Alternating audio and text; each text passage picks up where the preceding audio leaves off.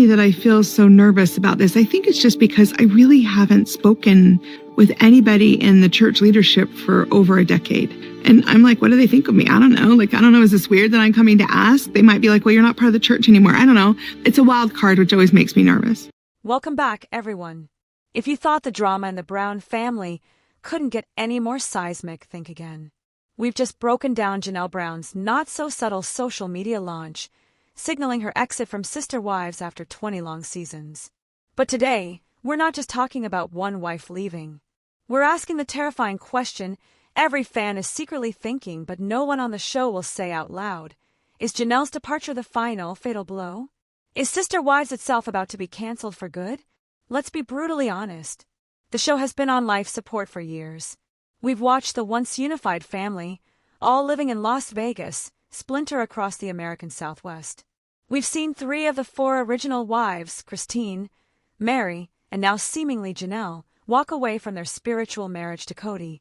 The core premise, the hook of the show, was a polygamous family making it work against all odds.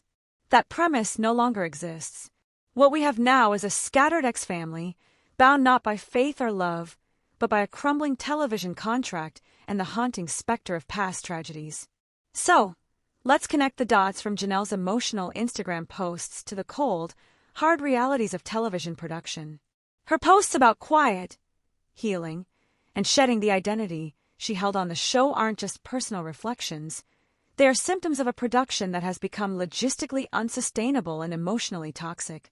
To understand why her leaving could mean the end, we have to start with the most basic element: money. Television is a business, and TLC is not a charity. First, consider the staggering logistical nightmare the production now faces. Go back to the beginning.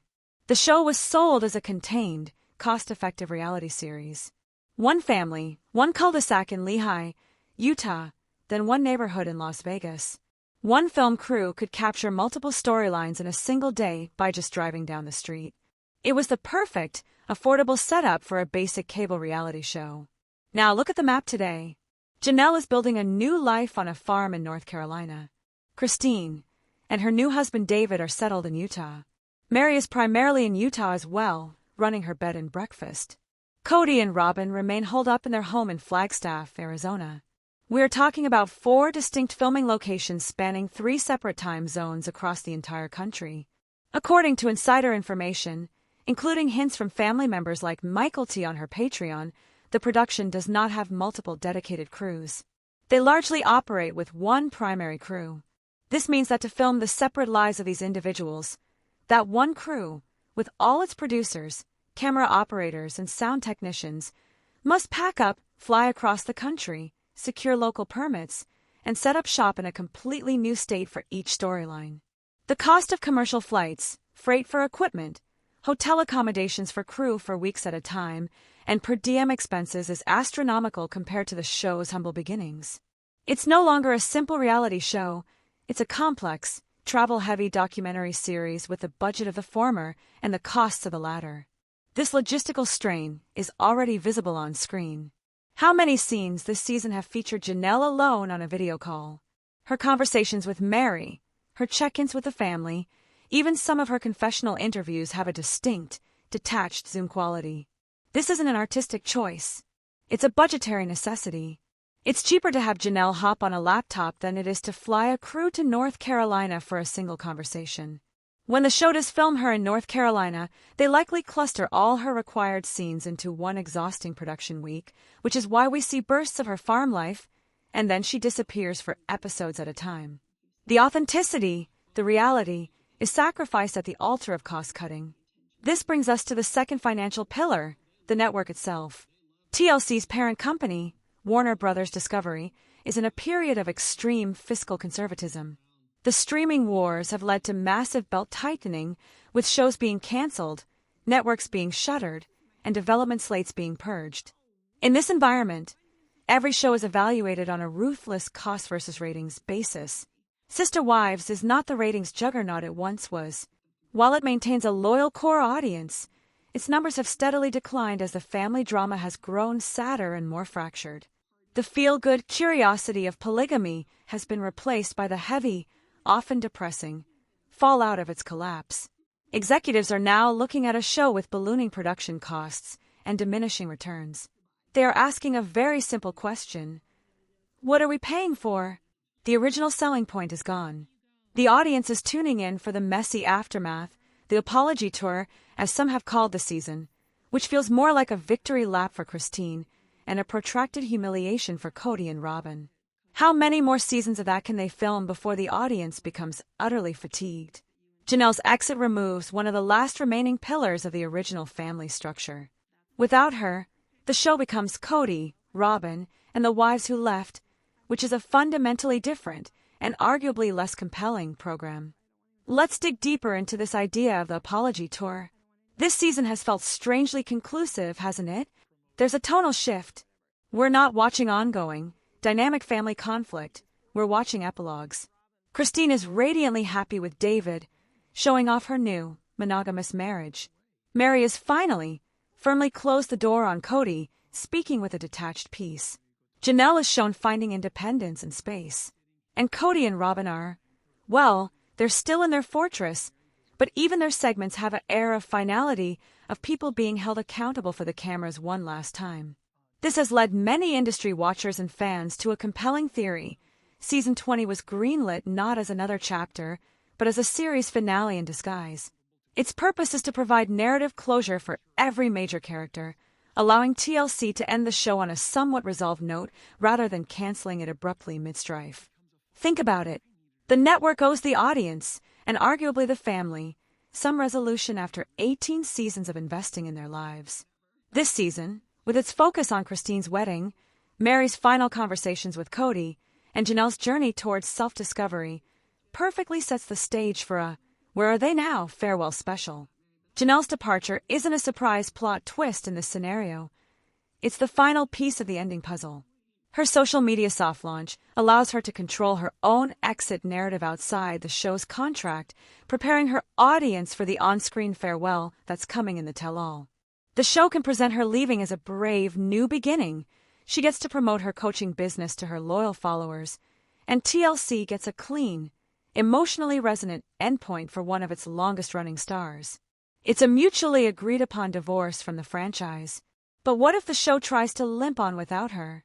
Let's play out that bleak scenario. The remaining cast would be Cody, Robin, and who? Mary is categorically out. Christine is gone and thriving. Janelle would be gone.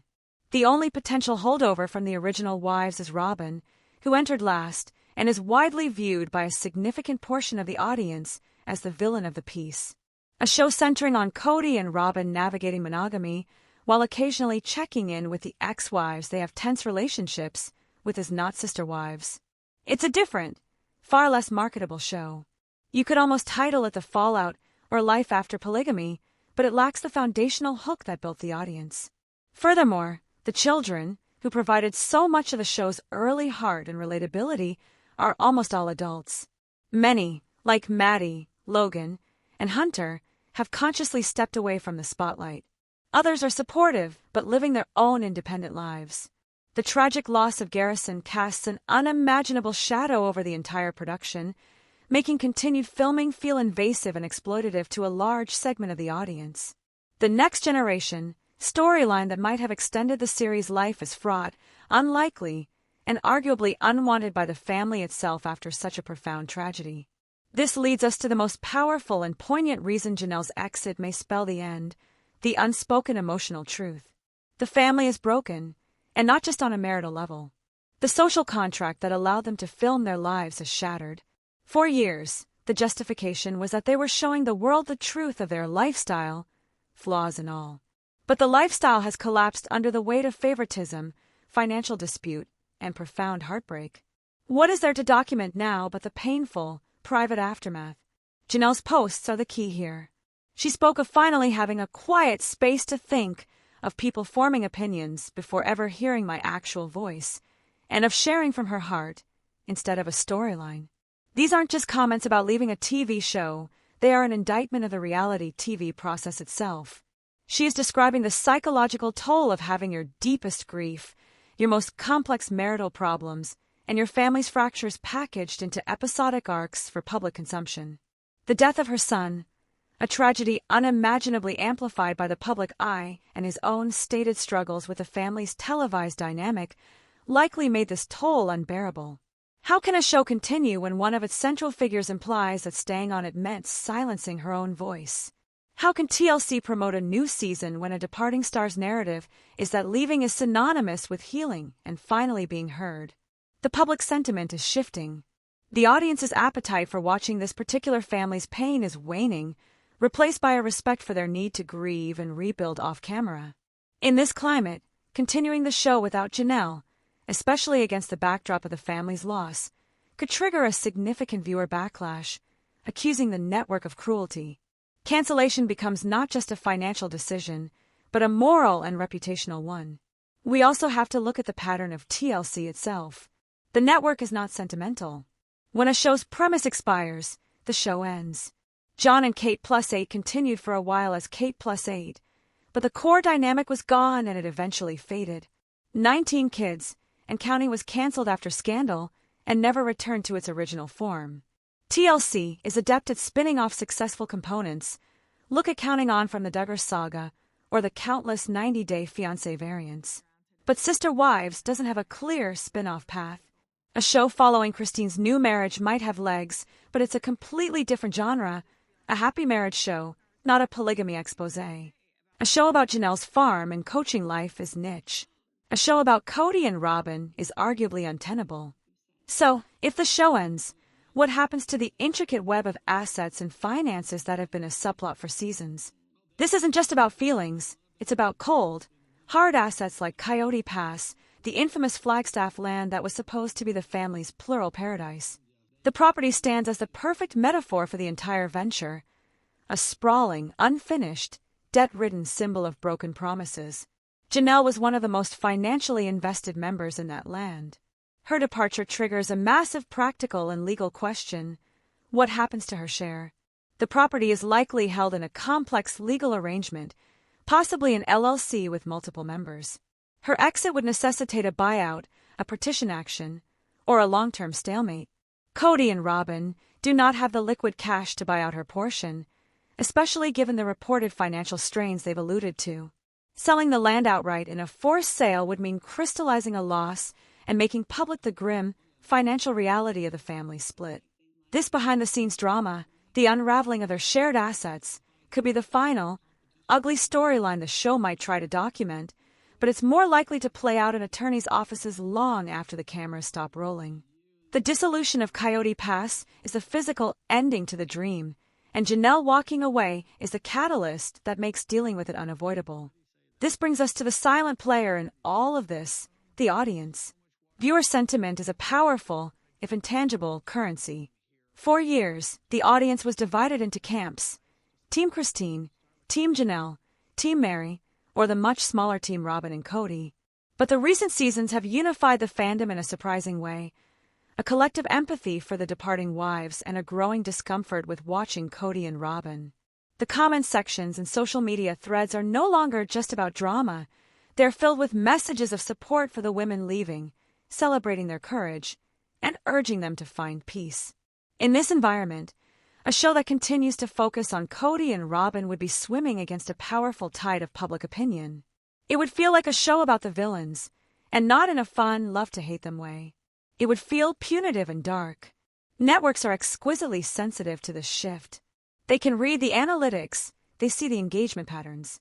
They know that the most shared, most liked moments from recent seasons are Christine's wedding and Janelle's defiant speeches, not Cody's monologues about loyalty. By ending the show with Janelle's graceful exit, TLC can align itself with the audience's prevailing empathy. It can let the show die a hero rather than letting it live long enough to become viewed as a villainous exploitation of a fractured family. Let's also consider the creative exhaustion. The producers have mined this family for every possible angle: weddings, births, moves, financial crises, marital strife, and now divorce and tragedy. What new territory is left that isn't a grim retread? A season of Cody and Robin in marriage counseling? A season of Janelle dating? These are different shows entirely. The well of organic, compelling family storytelling has run dry because the family, as a television unit, no longer exists. The producers are now piecing together a narrative from geographically and emotionally disconnected parts. That struggle is starting to show in the pacing and depth of the episodes. The magic is gone, and both the audience and the creators can feel it. Furthermore, Janelle's new venture into life coaching and her second chapter, branding, is her lifeboat away from the TLC ship. She is building a post-reality TV career that relies on her narrative of resilience and self-discovery. Her brand is dependent on her having left the chaotic, public polygamous structure and forged her own path. Continuously being on the show would actually dilute that brand. It would tether her to the very past she's trying to monetize, leaving behind. From a pure business standpoint, for Janelle, a clean, final break from Sister Wives is the best possible launchpad for her coaching career. She can now sell the story of her transition, not be stuck in the ongoing soap opera of it. This points to a larger trend in reality television, the empowered exit. Stars are no longer passive players at the mercy of network contracts. They are personal brand managers. They see the life cycle of a show and are choosing to get off the ride on their own terms to control their next act. Christine did it with her cooking shows and social media presence. Janelle is doing it with coaching and farming. Mary did it with her bed and breakfast empire. They are using the platform the show provided to build independent, sustainable futures that don't require them to endlessly relive their trauma for a paycheck. This savvy move on their part removes TLC's leverage. The network can't dangle a contract in front of someone who has consciously and publicly built a thriving income stream without it. When the talent outgrows the show is over. We also cannot ignore the cultural moment. The public's fascination with polygamy, which fueled the show's initial success, has evolved. The curiosity has been satisfied, and the narrative has been dominated by the evidence of its emotional pitfalls, particularly for women. The show has inadvertently become an argument against the practice it set out to normalize. Continuing to film now wouldn't be exploring polygamy, it would be documenting its aftermath, which is a fundamentally sadder, more legally and financially tangled proposition. Television trends move on, and the era of the quirky, large family reality show has peaked and is receding. Finally, there's the question of legacy. How does TLC want Sister Wives to be remembered? As a groundbreaking, if flawed, documentary that followed a unique family until its natural conclusion? Or as a sad, drawn-out spectacle that overstayed its welcome, milking conflict and grief until the last possible ratings point? Ending with Season 20, bookend by Christine's wedding and Janelle's empowered departure, allows for the former. It provides a narrative bookend. Pushing forward risks cementing the latter. Networks are conscious of their libraries and their long-term brand. A clean, definitive ending is a valuable asset in the streaming era, where shows are discovered as complete works. A messy, truncated, or canceled finale taints the entire series' rewatch value. So, where does all of this evidence leave us? The logistical costs are unsustainable. The family structure that was the show's premise has dissolved. The network is in cost-cutting mode. The audience's empathy has shifted decisively towards the departing wives. The stars themselves are building lucrative careers beyond the show's confines. And a tragic, profound loss has cast a shadow that makes business as usual feel not just inappropriate, but exploitative. When you line up all these factors, the path of least resistance, and the most logical business, creative, and ethical decision is a final, graceful conclusion. The most likely scenario is this. Season 20 concludes with its tell-all special, serving as the de facto series finale. It will provide final interviews with each adult member, reflecting on the journey, acknowledging the pain, and looking to their separate futures. Janelle's departure will be framed as the closing of a major chapter, both for her and for the show itself. TLC will likely announce shortly after the season ends that, after 20 seasons, the network has decided not to renew Sister Wives, thanking the family for their unprecedented openness and wishing them well in their new paths. It will be positioned as a mutual decision, a natural conclusion to a long story. There will not be a dramatic, canceled headline, but a softer, will not be returning announcement. This preserves relationships, allows for potential future specials, like a 5 years later reunion, and protects the network's brand.